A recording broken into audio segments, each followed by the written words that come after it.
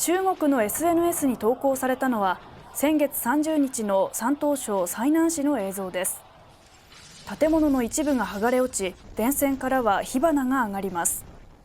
照明灯は通行車両の目前に倒れ、交差点にいた人々は暴風に飛ばされないように踏ん張っています。この日、市内の一部では猛烈な風が吹き、最大瞬間風速 39.9 メートルを観測。これまでの記録を更新しました。当時、気象台は大気の状態が不安定だとして強風や雷、雹に注意するよう呼びかけていましたが、人的被害は伝えられていないということです。